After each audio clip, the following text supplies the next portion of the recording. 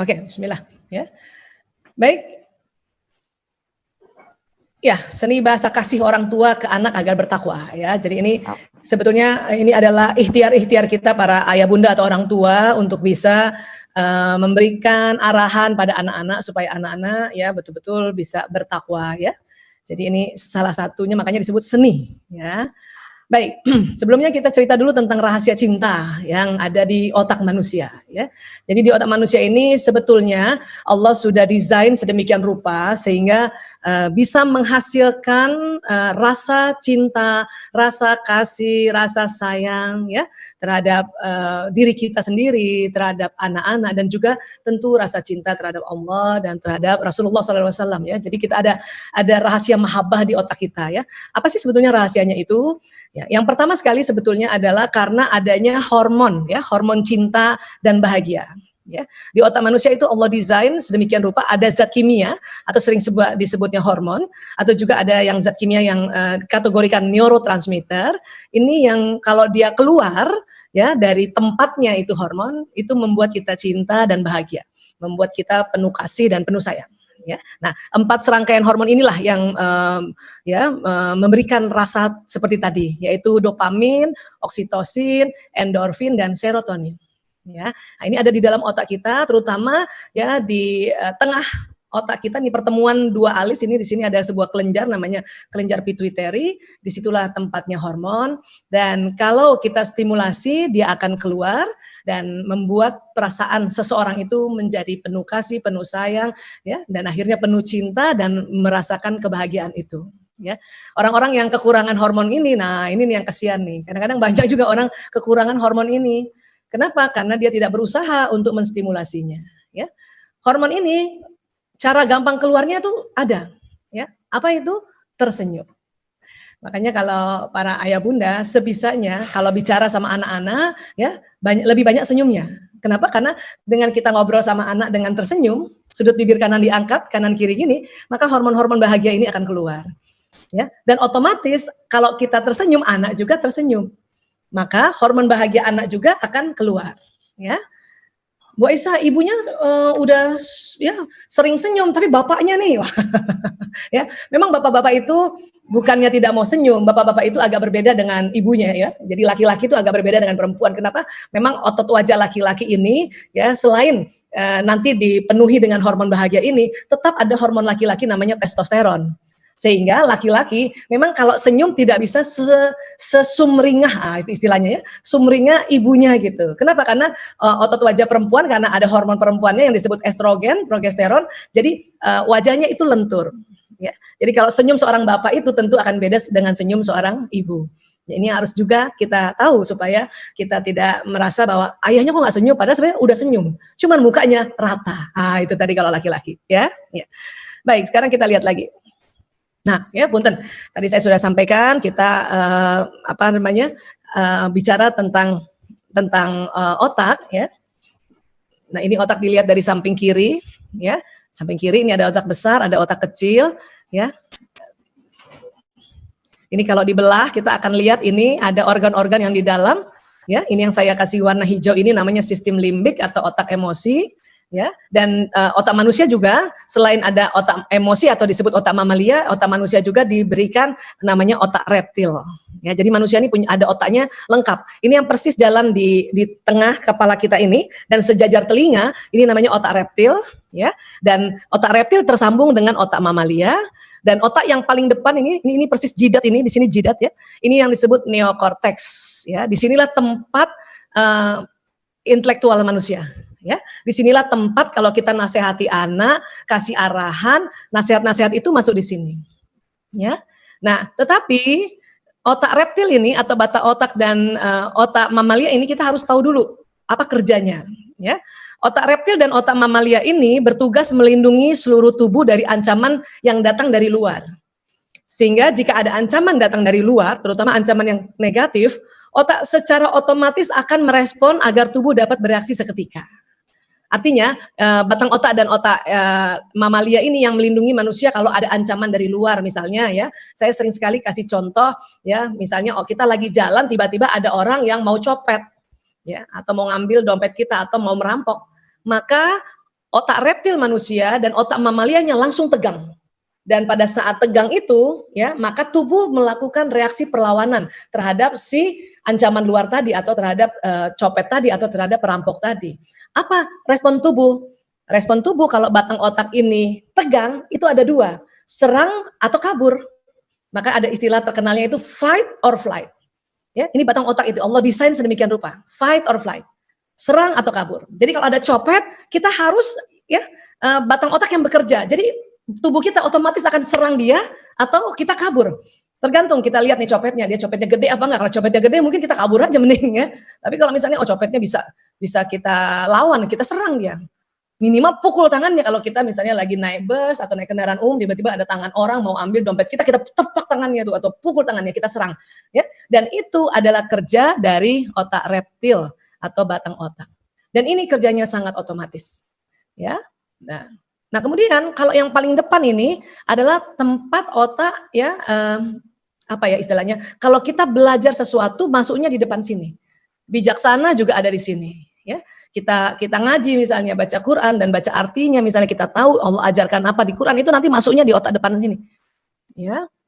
Oke, nah dari mana masuknya? Dari panca indera, dari indera kita, dari mata, dari telinga. Tetapi dia tidak langsung loncat ke sini, dari mata loncat ke sini, tidak, dari telinga loncat ke sini, tidak. Mereka semua akan lewati dulu batang otak.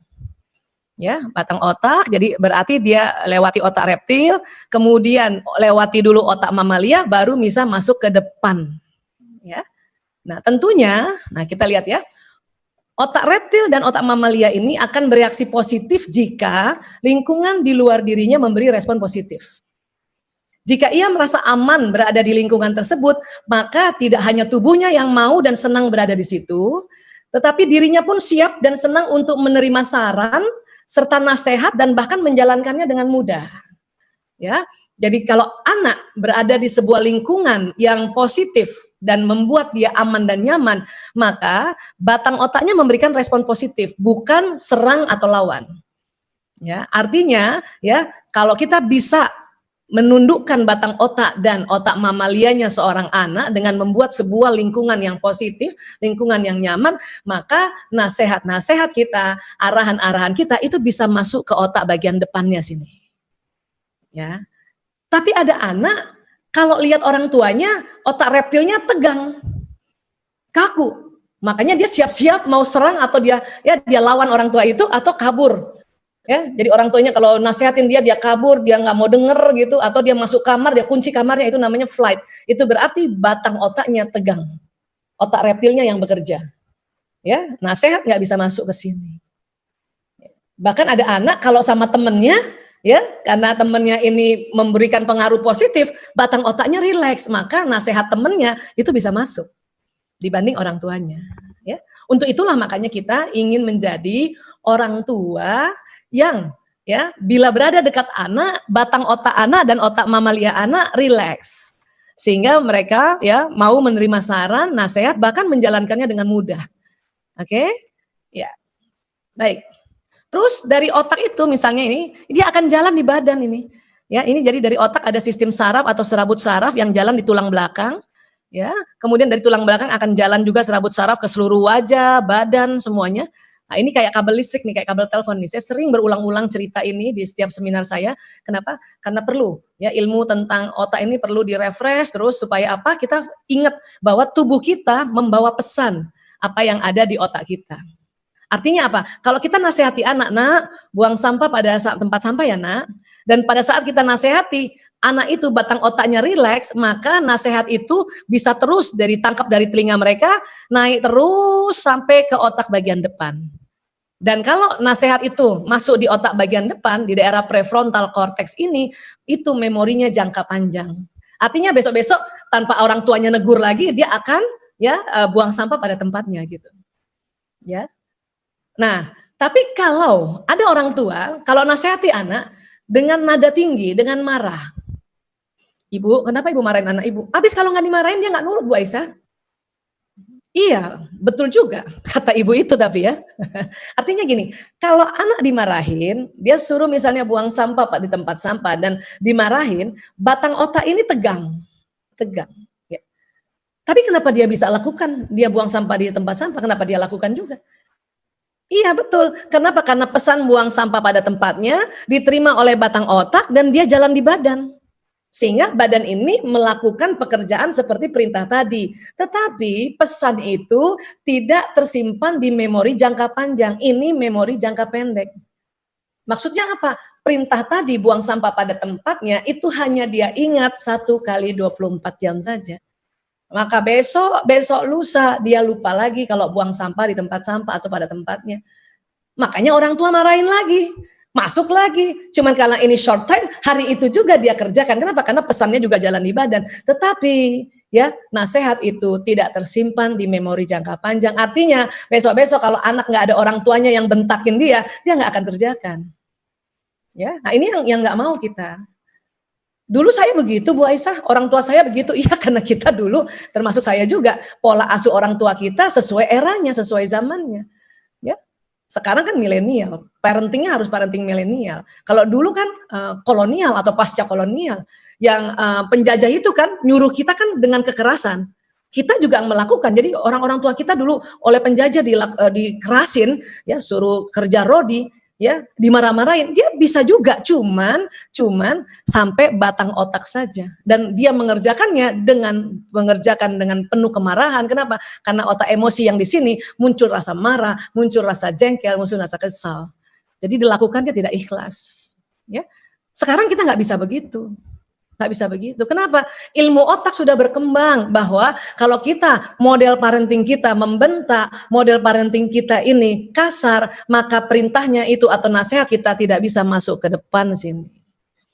Ya, nah ini yang sama-sama harus kita samakan dulu cara kerja otak ini. Ya, dan pesan itu kan akan jalan di badan, dan badan akan melakukan apa yang dipesankan tadi. Kenapa sih nggak dengan senyum aja? Kan tadi kita sudah bilang kalau kita senyum, anak ikutan senyum, otomatis itu kayak latah aja senyum itu, ya. Tapi ingat anak laki juga senyumnya beda, ya. Maka hormon bahagia kan keluar.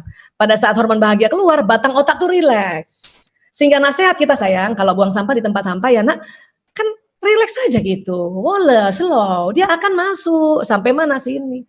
Jadi besok-besok ibunya nggak usah ngingetin, dia udah inget. Kenapa? Nanti pesan yang di otak ini akan jalan juga ke sistem saraf dan orang ini akan melakukannya dengan penuh ya keikhlasan dan senang dia melakukannya. Ya, iya. Ya saya kasih lihat sedikit otaknya. Ini sekarang tadi otaknya hadap sana, sekarang hadap sini lagi. Ya, nah ini yang paling depan ini namanya prefrontal cortex. Nah di sinilah tempat yang Allah desain setiap manusia, ya apapun agamanya, untuk penyimpanan prinsip-prinsip kebajikan dan tuntunan kehidupan. Ya, nah kalau yang di sini nih, punten ya, ini kita pakai bahasa Latin karena kesepakatannya gitu, internasional kita harus pakai bahasa Latin ya. Nggak usah dihafal, paling nggak tahu aja, oh begini loh, oh begini ya. Jadi dia bagian frontalis inilah tersimpan juga memori-memori seseorang terhadap pengalaman masa lalunya. Baik memori bahagia dan memori yang tidak bahagia atau memori negatif ada di sini.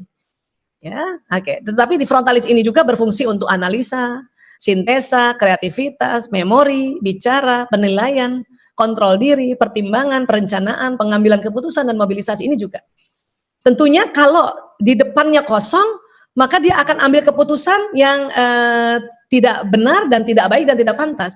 Itulah makanya kita membantu anak-anak untuk mengisi prefrontal cortex-nya. Dengan apa ya? Dengan ajaran-ajaran yang kita yakini. Keluarga Muslim karena kita yakin ya ad-dinul Islam adalah sebuah prinsip kehidupan, ya, maka dari kecil pun kita ajarkan anak-anak dan apa yang diajarkan itu insya Allah masuk ke sini. Tapi itu tadi kalau diajarkannya batang otak yang di sini dan otak emosi di sini tegang, dia nggak masuk sini nih, dia cuman tersimpan di antara otak emosi dengan batang otak dan itu kekuatannya hanya 1 kali 24 jam. Itu namanya short memory, memori jangka pendek, ya. Jadi ini harus mulai kita menghindari berpikir saya dulu dibentak-bentak orang tua saya juga ngerjain. Iya dulu, tapi kita kerjakannya ya dengan penuh kekesalan tadi. Kalau perlu kita mau pukul orang tua kita, cuman kita nggak berani aja juga dulu gitu kan. Oke, dan tentunya ya terkenang yang di sini di frontalis itu memori yang negatif. Ini bahaya. Apa bahayanya? Potensi diri manusia itu terhambat dengan memori-memori negatif. Di mana sih potensi manusia? Di sini, di daerah parietalis. Di sini ada selain pengaturan suhu, rasa sakit, sentuhan, watak, dan bakat di sini. Ya, kapan-kapan nanti kita akan bahas ya. Nanti insya Allah Senin depan saya akan bahas tentang bakat ya di IG Live ya. Oke. Dan ini tentang emosi. Di sini ada apati, sedih, ya takut, buru-buru, marah, sombong di sini. Tapi emosi yang positif pun di sini, semangat ya, acceptance atau menerima atau bersyukur dan damai ada di sini ya. Baik, jadi ingat semua pesan di sini itu akan jalan ke seluruh tubuh. Nah inilah yang membentuk perilaku. Ya. Tetapi terkadang walaupun sudah ada ilmunya di sini, kalau otak emosinya sedang tegang, ini juga susah keluar ini. Susah keluar untuk jalan ke sistem saraf sini, untuk menjadikan sebuah perilaku susah. Kenapa? Dia terblokir oleh emosi. Makanya kalau lihat anak-anak lagi capek, lagi kesel, lagi marah, ya. Itu ilmu yang di sini lupa sementara itu terblokir. Ajaran-ajaran orang tuanya yang dulu-dulu di sini kalau anak saat itu lagi kesel, saat sedih, lagi marah ini nggak keluar juga. Sehingga perilaku itu anak tidak seperti yang pernah diajarkan oleh orang tuanya. Ya, ini jadi jangan heran. Dan nggak usah juga merasa jadi semua ajaran kita hilang. Oh, nggak usah juga merasa begitu. Dia terblokir sementara. Untuk itu kita harus membuat otak emosinya rileks lagi supaya nanti dia ingat lagi ajaran-ajaran orang tua yang sebelum-sebelumnya yang ada di sini. Ya, ini cara kerja otak. Ya, saya berharap setelah kita tahu sedikit-sedikit ya tentang kerja otak atau bahkan mungkin ada teman-teman yang sudah pernah dengar, saya sengaja ulang-ulang terus karena ini terjadi repetisi sehingga makin paham. Oh gitu kerja otak. Sehingga nanti pada saat kita menerapkan seni bahasa kasih itu jadi lebih memudahkan, ya. Baik, apa sih yang harus masukkan di sini ya? Tentu ya menanamkan keimanan. Ya, maksudnya di situ. Rasulullah SAW menunjukkan betapa pentingnya menanamkan keimanan kepada anak. Ya, Rasulullah SAW memberikan nasihat yang berharga luar biasa untuk Ibnu Abbas yang ketika itu masih kecil. Apa yang Rasulullah SAW nasihati Ibnu Abbas pada saat itu ya? Rasulullah bersabda, wahai anakku, sesungguhnya aku akan mengajarkanmu beberapa kata ini sebagai nasihat buatmu. Ya, apa saja sih itu? Itu tadi. Jagalah hak-hak Allah Subhanahu wa taala, niscaya Allah akan menjagamu. Ya. Kemudian jagalah dirimu dari berbuat dosa terhadap Allah Subhanahu wa taala, niscaya Allah Subhanahu wa taala akan berada di hadapanmu. Dan apabila engkau menginginkan sesuatu, mintalah kepada Allah Subhanahu wa taala. Itu dari kecil harusnya dimasukkan. Ya, kepada anak-anak. Dan apabila engkau menginginkan pertolongan, mintalah pertolongan kepada Allah Subhanahu wa taala. Ketahuilah apabila seluruh umat manusia berkumpul untuk memberi manfaat kepadamu, mereka tidak akan mampu melakukannya kecuali apa yang telah dituliskan oleh Allah Subhanahu wa taala di dalam takdirmu. Ya. Jadi ini ditanamkan pada anak-anak kita supaya anak-anak setelah nanti kapanpun setiap meminta sesuatu mintanya pada Allah. Minta pertolongan pun mintanya pada Allah. Ya. Dan ini lagi juga sebaliknya apabila mereka berkumpul untuk mencelakai dirimu, niscaya mereka tidak akan mampu mencelakaimu sedikit pun kecuali atas kehendak Allah Subhanahu wa taala. Ya, pena telah diangkat dan lembaran takdir telah kering. Oke. Ini juga yang harus kita sampaikan pada anak-anak supaya anak-anak tidak takut terhadap desakan teman sebaya. Ya. Anak-anak sekarang ya sering sekali nggak mau sekolah karena takut tekanan depan teman sebayanya atau dibully orang. Jadi kalau ini sudah kita masukkan sejak kecil bahwa kalau ada teman-temanmu berkumpul mau celakain kamu ya nggak akan mampu tuh, ya, nggak akan mampu sedikit pun kecuali atas kehendak Allah. Ya. Nah, ini harus masuk nih sejak kecil. Ya. Jadi hadis tersebut menggambarkan pada anak dasar keimanan bahwa tidak ada Tuhan selain Allah Subhanahu wa taala karena tidak ada penolong kecuali Allah Subhanahu wa taala yang Maha Kuasa, Allah Subhanahu wa taala yang senantiasa membalas kebaikan, tidak ada tempat meminta kecuali Allah Subhanahu wa taala, tidak ada tempat bergantung kecuali Allah Subhanahu wa taala. Itu nanti kalau kita sering masukkan dia sejak kecil. Sejak kecilnya itu kapan sih Bu Aisyah? Ya itu sejak dia bisa bicara sedikit-sedikit atau di bawah 3 tahun atau bawah 5 tahun itu mulai diulang-ulang. Ya. Dan tentu perlu keteladanan. Sebaik-baiknya dakwah adalah dengan keteladanan. Keteladanan adalah perkataan yang tercermin dalam tindakan atau sebaliknya, ya, tindakan yang tercermin dalam perkataan. Oke. Dalam memberikan keteladanan, lakukan dengan konsisten, karena konsistensi akan membuat keteladanan melekat dalam diri anak. Artinya, ya, kalau ibu kasih contoh, ya, perilaku-perilaku yang baik itu harus konsisten setiap hari lakukan. Kenapa? Semakin dia lihat, semakin melekat. Ya, kenapa makin melekat? Saya ulang sedikit ya, kembali ke sini ya. Ini, ya, kan bukan hanya pendengaran yang nanti membawa pesan jalan di badan, mata juga. Apa yang dilihat orang tuanya melakukan, anak akan merekam juga. Ya, pesan itu akan jalan juga, masuk ke kepala sini dan jalan di badan. Itulah makanya keteladanan penting. Kenapa? Indra mata juga menangkap apa yang dilakukan oleh orang tuanya. Ya, makanya itu tadi, ya, pada saat kita mendidik, menasehati anak, itu bukan hanya kita omongin aja, dia harus lihat. Ya. Sekarang emang era gadget. Semua pun satu keluarga main gadget gitu. Tapi kalau misalnya ya suatu ketika sudah azan maghrib terus anak kita tetap main gadget, pasti kan ibunya negur kan? Negur kan? Nah, cuman kadang-kadang tegurannya itu sering malah membuat anak melakukan yang tidak kita inginkan. Apa itu ya? Saya sering kasih contoh tuh. Banyak ibu-ibu marahin anak kalau lagi main gadget terus udah azan, anaknya belum bergerak. Apa kata ibunya? Main terus, terus main terus. Oh gitu. Dimarahinnya kayak gitu, main terus.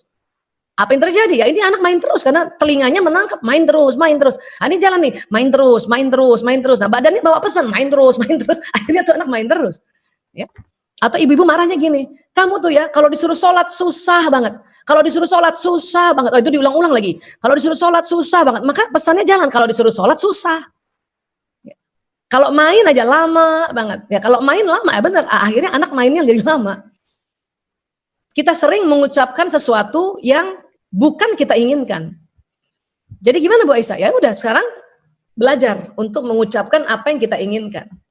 Maksudnya apa? Ya itu tadi pas azan maghrib kan kita mau anak sholat maghrib kan?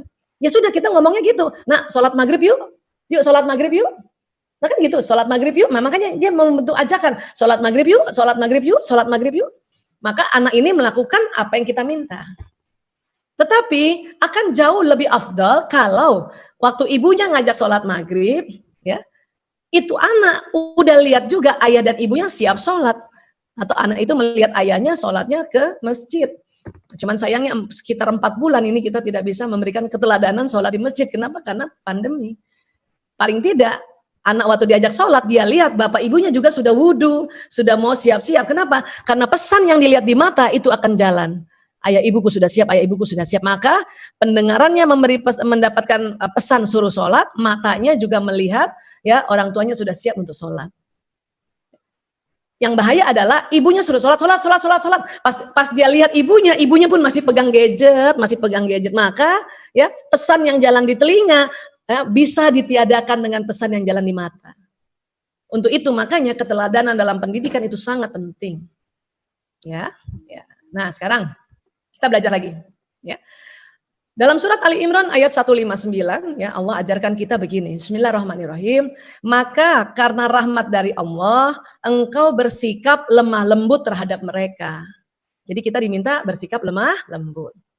Sekiranya engkau berlaku keras dan berhati kasar, tentulah mereka menjauhkan dari sekitarmu. Wah ini udah wanti-wanti Allah ingatkan kita ya. Kalau orang tua pola asuhnya keras dan berhati kasar, anak akan meninggalkan kita. Ya. Saya sudah 22 tahun ngurus narkoba, ya hampir rata-rata itu karena pola asuh yang keras dan kasar. Sehingga anak menjauh, ya hampir rata-rata, mungkin memang tidak semua. Ada orang tua juga sudah lembut, anaknya kena juga narkoba, karena itu faktor lain lagi tuh. Ya, hampir semuanya begini. Nah, pada saat ya anak menjauh dari orang tua atau dia keluar rumah, di situ yang bahaya. Pada waktu yang salah, ketemu orang yang salah, dapat solusi yang salah. Itulah jadi anak bisa kena narkoba, kena judi, tawuran, LGBT, dan sebagainya, penyimpangan-penyimpangan. Kenapa? Karena anak menjauh dari kita. Ini sudah wanti-wanti Allah ajarkan kita. Bu Aisyah, saya sudah lemah lembut, tapi tuh anak masih songong, kan gitu ya, masih ngeselin. Allah ajarkan kita, maka maafkanlah mereka. Dan mohonkan ampun bagi mereka. Kita harus sebut, ya Allah saya maafkan anakku ini ya Allah. Dan kalau anaknya banyak sebut namanya tuh, Fulan bin Fulan ini ya Allah. Fulana binti Fulan ini ya Allah. Dan ampuni dia ya Allah. Nah, gitu. Ya. Barulah dan bermusyawarahlah dengan mereka dalam sesuatu urusan. Ya. Kemudian apabila engkau telah membulatkan tekad, maka bertawakallah pada Allah. Sungguh Allah mencintai orang yang bertawakal. Ya. Artinya kalau kita mau ajak diskusi anak-anak atau ingin memberikan nasihat pada anak-anak, itu ya, itu kan kita mau ajak musyawarah. Nah, sebelum ajak musyawarah, mari kita lakukan 3 langkah ini. Apa itu? Minta sama Allah untuk bersikap lemah lembut. Kenapa? Lemah lembut itu rahmat dari Allah, bukan bawaan lahir orang tua. Orang tua bahkan sama anak sendiri itu lebih gemes, tau nggak? Lebih maunya cepat-cepat. Tapi anak orang lain kita masih bisa lembut, kamu gitu kan. Makanya kalau ada orang tua bisa lemah lembut sama anaknya sendiri, itu rahmat Allah turun terhadap orang tua tersebut. Makanya harus minta. Astagfirullah ya Allah, saya lagi kesel, astagfirullah ya Allah, minta lemah lembut ya Allah, minta lemah lembut. Ya. Terus apa? Maafkan mereka ya Allah, saya maafkan anakku ini ya Allah, fulan bin fulan ya Allah. Dan mohonkan ampun baginya, ya ampuni dia ya Allah, ampuni dia. Barulah ajak musyawarah. Sekarang berapa kali kalau saya seminar webinar ini, banyak ibu-ibu tanya kalau gimana caranya untuk nasihati anak yang terpapar pornografi. Saya bilang sebelum diajak musyawarah, itu lakukan 3 langkah ini. Kenapa? Karena kita harus ada langkah-langkah sehingga nanti rahmat Allah pun turun pada anak ini. Ya itu tadi, kita tahu anak kita terpapar pornografi, kita mau ajak musyawarah, maka kita minta ya Allah, saya mohon lemah lembut ya Allah, supaya bisa cerita sama anak ini atau bisa menjelaskan pada anak-anak ini dan menasihati anak ini. Ya. Terus kan karena kita kesel karena dia ketahuan lihat pornografi, kan kita marah juga kan, maka maafkanlah mereka. Ya Allah, saya maafkan anakku ya Allah, fulan bin fulan ya Allah, saya tahu dia nonton pornografi ya Allah. Dan mohonkan ampun baginya, ya Allah ampuni dia ya Allah. Karena orang tua itu perantara anak dengan Allah itu, apalagi ibu. Barulah kita ajak musyawarah, barulah kita datangi kamarnya, ketok-ketok. Nah, pada saat itu pun Allah sudah turun sama anak kita juga memberikan rahmat sehingga batang otak anak itu jadi rileks. Ya, nah ini luar biasa ini. Dan nanti apabila kita dalam musyawarah ini kita sudah mendapat solusi, entah win-win solution atau lose-lose solution, kita harus ya bulatkan tekad dan bertawakal pada Allah terhadap hasil dari musyawarah ini. Ya, dan ayat ini bukan hanya untuk anak saja, tetapi bisa untuk pasangan hidup dan bisa juga untuk seorang pimpinan kepada timnya. Ya, karena ini luar biasa. Ya, ini teknik-teknik untuk kita mengajak musyawarah seseorang. Ya, dan sekarang kita belajar tentang bahasa cintanya atau bahasa kasih. Kenapa sih bahasa cinta, bahasa kasih ini dipakai? Karena dengan kita bahasa cinta, bahasa kasih ini anak-anak itu otaknya rileks. Ya. Apa bahasa cinta atau bahasa kasih? Bahasa yang digunakan seseorang untuk mengungkapkan rasa cinta dan kasih di dalam dirinya. Dan bahasa ini digunakan untuk mengomunikasikan kebutuhan psikologis dalam diri seseorang. Dengan menerapkan bahasa cinta atau bahasa kasih dengan tepat kepada setiap anak, berarti orang tua memberikan kesempatan kepada anak untuk percaya kepada orang tuanya. Ya. Kenapa? Karena otak reptil dan sistem limbik di otak anak merespon dengan positif. Dan anak akan menerima masukan dan nasihat. Nah ini cara lain lagi nih. Tadi kan kita sudah mencoba untuk senyum, kemudian kita coba ya untuk minta pada Allah kalimat-kalimat yang lembut sebelum ajak musyawarah. Nah, pada saat kita musyawarah, kita harus tahu jenis bahasa kasih anak-anak kita. Karena bahasa kasih anak-anak ini ya rupanya urutan pertamanya berbeda. Ya, kita lihat ya. Nah, kemudian ada teori tentang baterai kasih sayang. Ini diungkapkan oleh guru kami, Bapak Dr. Adi W. Gunawan. Ya. Beliau adalah seorang hipnoterapis terhandal di negeri kita, ya, Masya Allah. Apa beliau bilang? Rasa aman seseorang berbanding lurus dengan isi baterai kasihnya. Jadi menurut Pak Adi dari penelitiannya bahwa setiap manusia itu di otaknya ada baterai. Ya, ada berapa baterai? Sekitar 5 baterai. Tapi mungkin bentuknya nggak kayak seperti ini ya. Ini ilustrasi atau analogi bahwa di otak manusia itu ada baterai, ada sumber energi. Ya. Nah, sifat baterai kasih ini harus diisi setiap hari. Jadi baterainya harus dicas. Kenapa? Penyimpangan perilaku adalah indikasi isi baterai sudah mencapai batas kritis minimal. Kalau ada anak ya suka ngeledek adiknya, suka gangguin adiknya atau suka cubit atau suka pukul adiknya, itu berarti baterainya sudah mulai lowbat. Orang tuanya belum ngisi. Ya. Ada anak bully temennya, itu baterainya lowbat. Ada anak pelit, nggak mau kasih pinjem barangnya ke kakak adenya atau sama temennya, pelit banget. Padahal itu cuman apa sih ya? Itu berarti baterainya lowbat. Ada anak senang menyendiri, nggak mau ketemu orang tuanya untuk bicara, itu baterainya lowbat. Ya, anak yang tantrum juga begitu, tiba-tiba di tempat orang ramai dia guling-guling, itu baterainya lowbat itu. Ya, termasuk anak-anak penyimpangan narkoba, LGBT dan sebagainya, itu karena baterainya lowbat bertahun-tahun. Untuk itulah makanya mengapa saya senang sekali mensosialisasikan tentang ya ilmu bahasa kasih dan bahasa cinta ini. Kenapa? Supaya stop anak-anak kena narkoba ya. Ya Allah. Ya. Tanggal 26 Juni bulan ini nih, ini adalah Hari Anti Narkotika Internasional. Jadi kenapa saya sisipkan juga untuk masalah narkoba di sini. Kenapa? Karena baterai anak tersebut lowbat bertahun-tahun. Sehingga diisinya dengan narkoba. Ya, na'udzubillah min zalik. Baik, sekarang kita belajar lagi tentang otak ya. Tadi kita sudah belajar tentang otak ya. Nah, otak ini namanya otak besar yang ini. Ya. Nah, ini yang otak kecil.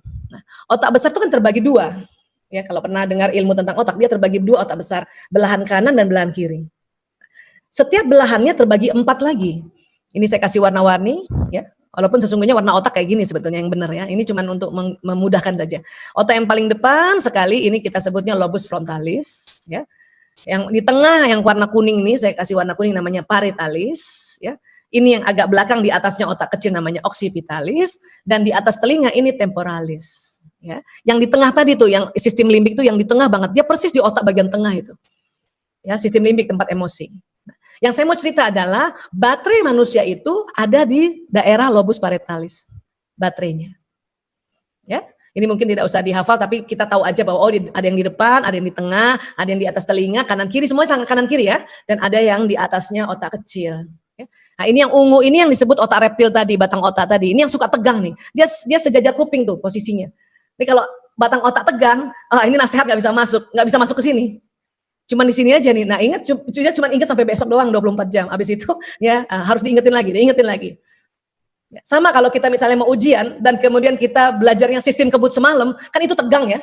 Makanya kita ingatnya cuma 1 kali 24 jam.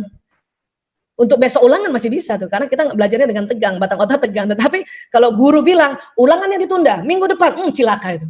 Ya, kita lupa lagi, terpaksa belajar lagi minggu depannya gitu. Ya, nah inilah kira-kira kerjanya. Sekarang kita lihat. Jadi di sini ada baterai. Ya, sekitar 5 baterai. Kita masukkan dengan teori fisikanya ya. Nah, baterai itu seolah-olah dia urutannya begini nih. Ada 5. Setiap orang dan kita juga 5, anak-anak 5, suami juga 5, Kang Lutfi juga 5 dan semuanya 5. Ya. Nah, tetapi baterai ini berurut. Oke. Nah, baterai kasih ini di-charge dengan bahasa kasih. Ya. Jadi baterai ini di-charge dengan bahasa kasih yang 5 ini. Apa saja sih jenis bahasa kasih? Kata-kata pendukung, saat-saat mengesankan atau maksudnya ini waktu, sentuhan fisik, pelayanan, dan menerima hadiah. 5-5-nya ini ada di otak kita manusia. Hanya yang berbeda adalah urutan letak baterainya. Ada orang baterai pertamanya itu charge-nya dengan kata-kata pendukung. Tapi ada anak baterai pertamanya itu sentuhan fisik. Ada anak lagi baterai pertamanya menerima hadiah. Jadi 5-5-nya ada di otak manusia, tetapi susunan urutannya tidak seperti ini semua orang. Dia berbeda-beda komposisinya. Ya, inilah yang membedakan anak yang satu dengan anak yang lain.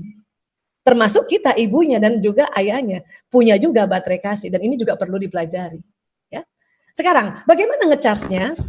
Ya, kan kita ngecharge-nya baterai kasih di-charge-nya dengan bahasa kasih, ya. Nah, kalau kita punya anak baru lahir, ya, sampai umur 3 tahun, 5 baterainya harus di-charge setiap hari. Karena tadi kita sudah belajar prinsip bahasa kasih adalah harus di-charge setiap hari. Nah, kalau anak baru lahir itu harus setiap hari nih. Dikasih pujian, kasih waktu nemenin tuh anak, kasih sentuhan fisik, dipeluk, dicium, kasih pelayanan, kita yang mandiin, kasih makan, pakaikan baju, dan menerima hadiah. Ini yang paling banyak yang tidak terpenuhi nih, menerima hadiah, karena ilmu ini kan baru tahun-tahun terakhir. Termasuk saya kan punya 5 anak. Saya waktu dia kecil sampai usia 3 tahun, saya lakukan ini, tapi ini enggak nih. Kenapa? Enggak setiap hari maksudnya. Karena saya pikir menerima hadiah itu ya sekali aja, atau pas ulang tahun aja, atau pas apa gitu. Ya, ternyata ini harus juga. Ya, makanya kalau anak-anak zaman dulu itu sekarang jadi orang tua yang pelit, itu karena baterai menerima hadiahnya nggak pernah dicas setiap hari. Walaupun yang namanya menerima hadiah bukan selalu dibelikan. Artinya kalau bundanya masakan hari itu bubur sumsum, kita harus bilang sama anak, sayang, bunda kasih hadiah bubur sumsum, itu harus gitu. Dan setiap hari loh, sayang. Tapi kalau misalnya emang betul-betul kita beliin hadiah, misalnya ada baju, ya kita bilang ini ada hadiah baju, ada hadiah mainan. Tapi kalaupun kita cuman membuatnya ya, misalnya bikin jeruk, ada jus jeruk atau jus alpukat dan sebagainya, kita ngomongnya gitu, ini hadiah buat kamu. Itu setiap hari sampai usia 3 tahun. Kalau mau anaknya tidak bermasalah. Oke? Nah, sekarang setelah 3 tahun bagaimana? Setelah 3 tahun sampai umur kita sekarang, tidak lagi 5-5-nya di-charge, nggak perlu. Ya, cukup baterai pertama yang di-charge. Ya, makanya kita harus tahu baterai pertamanya anak kita dari 5 komposisi ini yang mana, supaya kita bisa charge setiap hari kalau usia 3 tahun ke atas.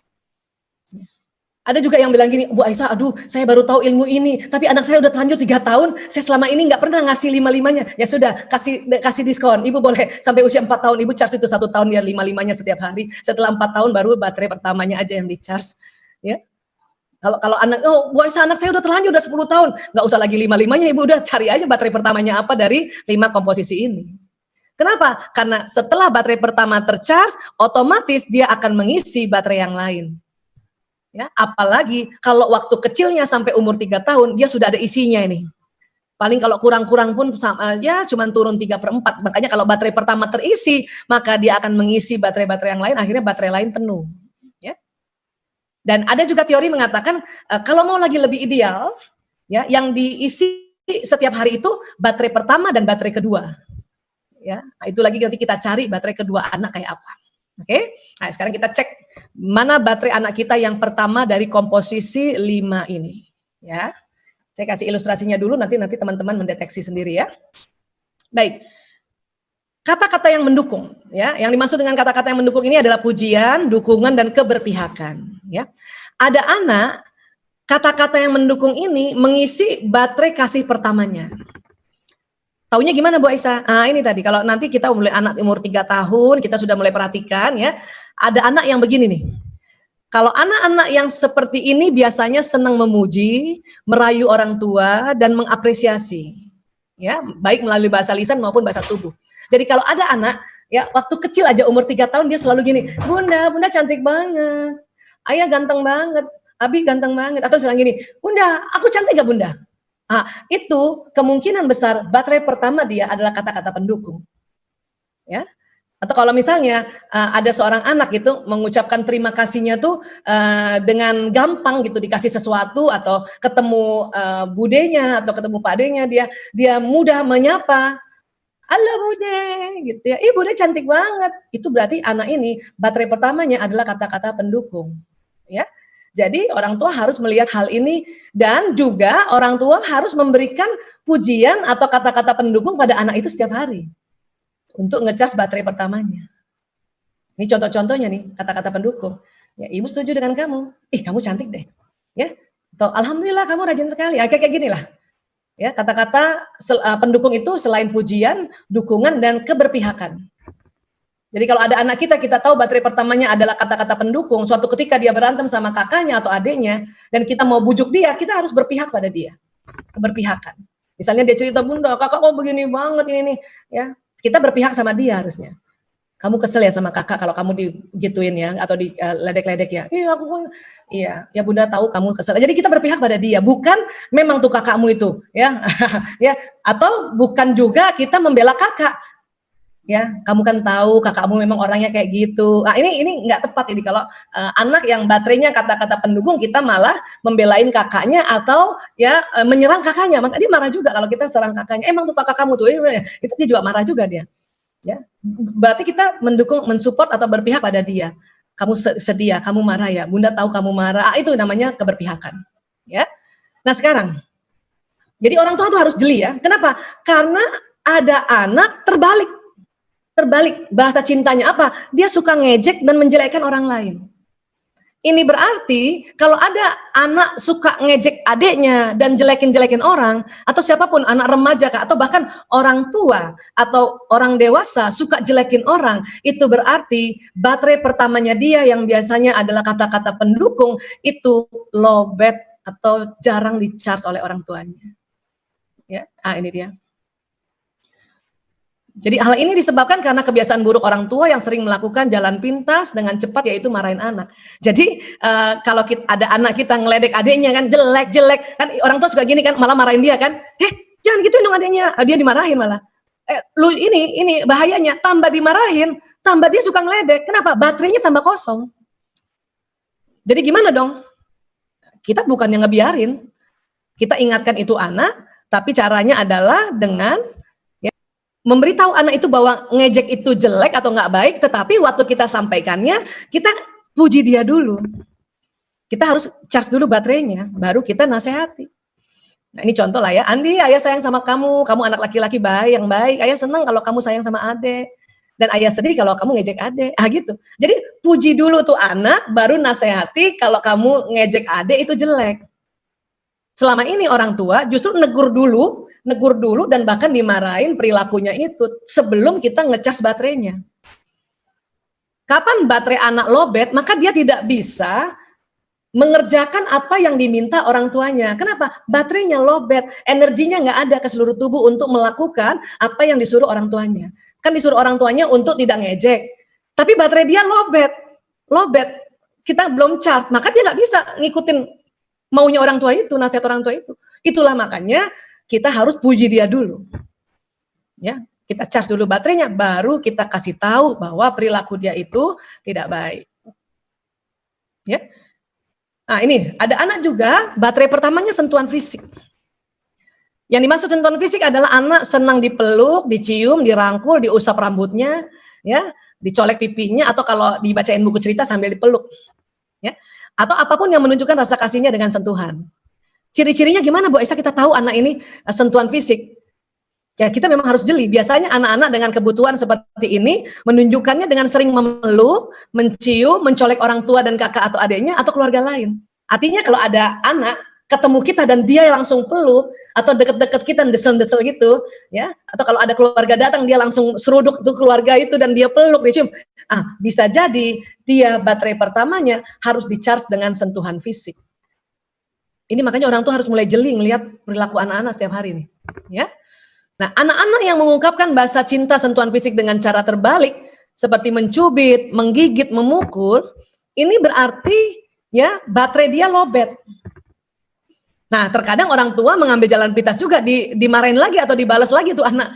Misalnya anak nyubit adiknya atau mukul adiknya, kita marahin. Malah kita cubit lagi tuh anak, tambah baterainya tambah lowbat. Tambah dia batang otaknya tegang. Apa yang disuruh orang tua nggak bakal ya. Bahkan jika hal ini berlanjut hingga dewasa, maka mereka bisa melakukan kekerasan dalam rumah tangga. Kenapa? Karena waktu dia melakukan kekerasan itu cara dia menunjukkan kasih sayang. Cuman kebalik. Ya. Untuk itu gimana dong? Masa kita biarin dia gigit atau mukul adiknya? Enggak dibiarin. Tetap dinasehati. Cuman caranya adalah sewaktu kita menasehatinya, kita sambil peluk dia juga. Kalau ada anak cubit adiknya, kita lihat dari jauh, kita panggil, sayang sini deh, sini. Peluk dulu atau usap-usap kepalanya, baru kita kasih tahu bahwa memukul itu nggak enak, sakit. Gitu. Ya. Nah ini yang harus kita tahu, karena ini biasanya kita kebalik, kita marahin dulu. Oke. Nah ada juga anak yang senang dengan sentuhan fisik khusus, terutama anak-anak 4 tahun, 5 tahun ya, artinya sentuhan fisiknya itu khusus buat dia, seperti apa, pelukan sambil dikritik-kritik, dicium pipinya sambil bunyi kucing kah, atau kuda kah, atau apa gitu. Ini juga ada yang teknik seperti ini. Dan buat anak, itu dia ingat terus itu, sentuhan fisik khusus yang diberikan oleh orang tuanya dia pada masa-masa kecilnya, umur 3 tahun ke 4 tahun sampai 5 tahun. Baik, terus sekarang, ada yang baterainya waktu yang berkualitas. Ya, apa cirinya ini? Anak-anak yang berkecenderungan bahasa kasih atau bahasa cinta ini menunjukkan dengan cara suka mendampingi orang tuanya dalam melakukan sesuatu. Misalnya ketika nonton TV atau merapikan barang-barang atau baca koran. Dia akan duduk di sebelah orang tua dan hanya duduk dan terkadang sesekali bertanya. Ya. Jadi kalau ada anak kita nonton TV, tiba-tiba tuh anak kecil itu umur 4 tahun atau 3 tahun, dia duduk di samping kita ikut nonton, nggak ngomong-ngomong, bisa jadi itu baterai pertamanya waktu yang berkualitas. Atau seorang ibu lagi rapi-rapiin baju, tiba-tiba tuh anak duduk di samping kita, ya, cuman ngeliatin doang atau ngomong sekali-sekali, itu bisa jadi baterai dia waktu yang berkualitas, ciri-cirinya. Nah ini nggak boleh diusir anaknya. Sana, di kamar aja kamu, di kamar aja, nanti kotor, itu nggak boleh diusir tuh. Kenapa? Waktu dia diusir, wah dia merasa ya orang tuanya nggak paham tentang dia, nggak ngerti dia. Duduk aja di situ, paling kita ajak ngomong, apa kabar sayang? Dari ngapain tadi? Kita ngobrol aja, ya. Nah, jadi kebutuhan mereka ini yang bisa kita penuhi adalah itu tadi, orang tua mengajak dia pergi cuman sendiri. Jadi kalau kita punya anak yang baterainya waktu yang berkualitas, itu sesekali ajak jalan dia sendiri aja, jangan bawa saudara-saudara yang lain. Ya, melakukan sesuatu bersama yang lucu dan menarik sehingga waktu itu akan menjadi sangat terkesan. Ya. Kenapa kalau anak-anak yang punya kebutuhan ini tidak di-charge otaknya atau baterainya, dia akan senang menyendiri. Ya. Jadi kalau ada anak senang menyendiri karena kita nggak ngecas baterainya, makanya untuk ngebetulinnya, pas ini anak lagi duduk sendiri sini, kita duduk di sampingnya. Duduk aja dulu, jangan buru-buru nanya. Karena anak tipe ini anak yang nggak mudah untuk curhat tuh, nggak mudah. Makanya orang tuanya duduk dulu di sampingnya tuh. Kasih keyakinan bahwa oh orang tua saya mau nemenin saya nih. Kadang 5 menit, 10 menit, ada juga yang setengah jam duduk dulu di sini baru tuh anak ngeliat kita gitu. Baru diajak bicara. Ya. Oke. Nah, kemudian ada anak yang baterai pertamanya hadiah. Apa ciri-cirinya? Anak dengan kecenderungan bahasa kasih atau bahasa cinta hadiah, dia menunjukkan dengan cara suka memberi sesuatu, suka mengumpulkan sesuatu. Jadi kebutuhan psikologisnya adalah hadiah. Jadi kalau ada anak setiap hari, dia ambil kertas, dia tulis ya, love you bunda, love you umi, dan dia kasih kita setiap hari hasil-hasil karya itu, bisa jadi ini anak kecenderungannya bahasa kasihnya adalah hadiah. Atau kalau dia diberikan sesuatu oleh orang tuanya, dia bahagia banget. Ya, selain itu barang-barang yang diberikan oleh orang tuanya atau siapapun dia akan simpan baik-baik. Nah, itu kecenderungannya baterai pertamanya di-charge dengan hadiah ini. Ya. Dan kalau ada anak yang baterainya hadiah dan kita jarang charge atau bahkan sama sekali nggak pernah kasih hadiah, maka dia akan pelit, tidak mau berbagi. Ya. Jadi kalau ada anak pelit banget tuh, kedekut banget itu bisa jadi sebetulnya dia senang berbagi, dia senang ngasih, tapi baterai hadiahnya nggak pernah di-charge. Artinya orang tuanya nggak pernah, ini hadiah buat kamu, ini hadiah, walaupun mungkin hadiahnya juga mungkin tulisan-tulisan aja seperti yang dia bikin, atau mungkin sesuatu yang nggak mahal, coklat 1 batang pun setiap hari ini hadiah buat kamu.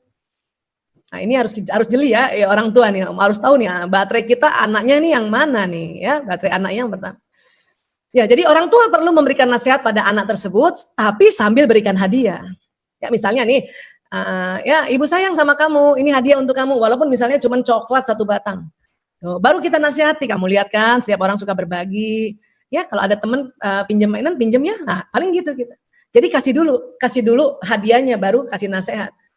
Atau istilahnya adalah charge dulu baterainya baru dikasih nasihat. Oke? Nah, ini terakhir ada baterai pelayanan. Ada anak baterai pertamanya pelayanan. Nah, anak yang seperti ini dia agak gampang mau ngenalinnya, dia sigap banget, dia senang bantu teman, bantu adik, bantu kakak atau bantu orang tuanya. Kalau ada anak kecil, sini aku yang ambilin. Sini aku yang beliin. Sini aku. Itu bisa jadi baterai pertama dia adalah pelayanan. Makanya dia melayani. Dan dia ciri khasnya sigap. Ya. Dan senang bila orang tua melayani dan membantunya tanpa dia minta. Artinya apa? Anak-anak ini misalnya kalau kita tahu dia pelayanan, ya, ini adanya memang ciri khasnya itu tadi, sigap bantuin orang, tapi emang agak galak atau agak tegas memang watak yang baterai pertamanya pelayanan ini. Dan kita juga harus jeli kesukaan dia apa. Anak bungsu saya juga yang perempuan itu ada baterainya tuh pelayanan ya, baterai keduanya pelayanan. Bukan yang pertama, yang kedua pelayanan. Maka setiap hari pun saya harus jeli dia suka apa gitu. Ya, misalnya dia suka minum sirup gitu ya. Dia lagi nggak di dapur, dia ada di lantai atas, tiba-tiba saya bawain ini sirup buat kamu hadiah. Kita berikan sama dia ya. Ini bukan hadiah ya, kita melayani ya. Nah, kalau tadi hadiah kita sebut hadiah, kalau ini pelayanan. Dia tuh seneng banget. Jadi artinya belum diminta kita sudah melayani, itu suka sekali anak yang baterainya pelayanan. Ya. Nah, tapi kalau anak ini yang baterainya pelayanan jarang di-charge oleh orang tuanya, maka dia akan meminta dilayani secara kasar. Dan menjadi anak yang bosi, ya, nyuruh-nyuruh melulu, tapi dia nggak mau disuruh kan gitu, dan sering melakukan bullying kepada adik maupun temannya.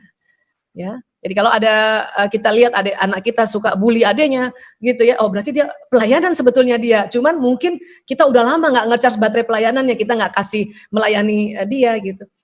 Anak pelayanan ini kan seneng kerja nih. Misalnya dia betulin PlayStation-nya. Lagi betulin PlayStation-nya, terus ayahnya datang bantu dia, dia seneng banget itu. Itu berarti baterainya kena charge, ya. Nah, jadi orang tua ya ini perlu memberikan bahasa kasih atau bahasa cinta pelayanan pada anak tersebut tanpa diduga dan tanpa diminta kita melayani dia. Dan ini ilustrasinya ya, kita mengatakan ya, Bunda senang bantu kamu senang kan Bunda bantu? Bisa juga gitu. Baru kita bilang setiap orang itu saling membantu, tapi nggak boleh dengan cara maksa. Ya kitanya mintanya dengan baik-baik ya nak. Ini tetap kita beri nasihat kan. Tetapi sebelumnya kita bantu dia dulu atau kita layani dia. Oke? Ya, jadi inilah 5 baterai kasih yang ada di semua anak-anak. Artinya semua anak senang dipuji, semua anak senang disentuhan fisik, semua anak senang kasih hadiah, pelayanan dan waktu. Tetapi ada anak yang baterai pertamanya ya yang salah satu dari ini gitu. Jadi urutan baterainya. Dan ini harus kita pahami sehingga kalau kita tahu baterai pertama anak, bahkan kita tahu baterai keduanya, maka anak batang otaknya rileks, otak emosinya juga rileks, maka setiap nasihat yang diberikan oleh orang tua ya akan masuk di otak paling depannya di prefrontal cortex ya.